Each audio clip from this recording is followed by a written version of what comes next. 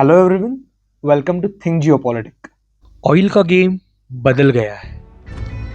UAE ने silently game change कर दिया है और एक ऐसा डिसीजन लिया है जिसने दुनिया की इकोनॉमी के हिलाने की ताकत है। यूएई ने आज डिक्लेयर किया है 1 मई 2026 से यूएई ओपेक से और ओपेक प्लस से बाहर जाने वाला है। पर असली सवाल ये है, ये सिर्फ एग्जिट है या ऑयल वॉर की नई शुरुआत है? Flashback to 1960। ऑयल था लेकिन कंट्रोल नहीं था, पावर थी पर डिसीजंस नहीं थे। वेस्टर्न कंपनीज डिसाइड करते थे कौन कितना कमाएगा। तब कुछ कंट्रीज ने मिलकर कहा, बस अब कंट्रोल हमारे हाथ में होगा, और वहीं से जन्म हुआ ओपेक का। लेटर और एक पावरफुल एंट्री हुई, वो है रशिया की, और बना ओपेक प्लस, एक अलायंस जो डिसाइड करता था दुनिया का ऑयल फ्लो। सिस्टम सिंपल था पर पावरफुल। हर कंट्री को quota, supply control is equal to price control, और इस गेम का किंग कौन था?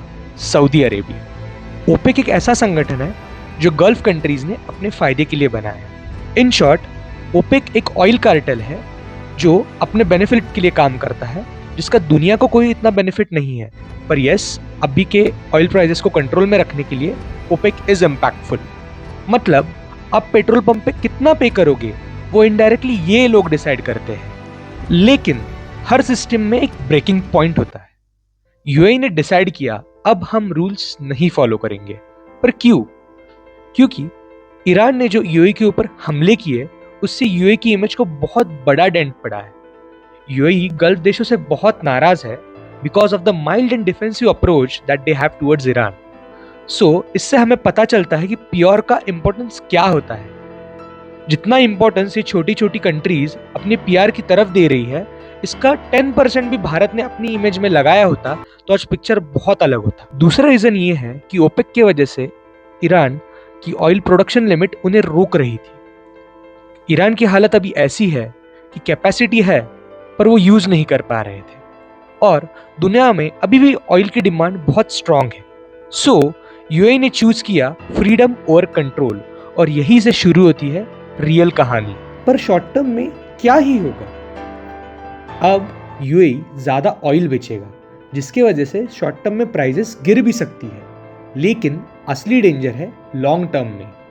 अभी ओपेक और ज्यादा वीक होगा, जिसके वजह से कोऑर्डिनेशन टूटेगा, मार्केट्स और ज्यादा अनप्रेडिक्टेबल बनेगी, और सबसे बड़ा shock UAE versus Saudi rivalry, मतलब मिडल ईस्ट का पावर बैलेंस शिफ्ट होने वाला है।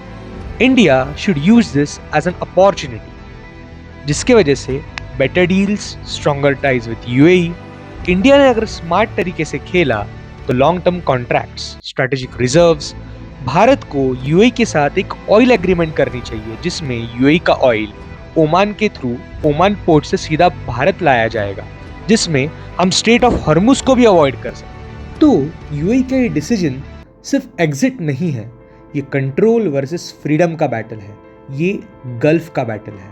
और याद रखना, दुनिया में पावर बॉर्डर्स से नहीं, एनर्जी से डिसाइड होती है, और ये ऑयल पॉलिटिक्स का नया चैप्टर शुरू होने वाला है। Do let me know your views in the comment section. जय हिंद।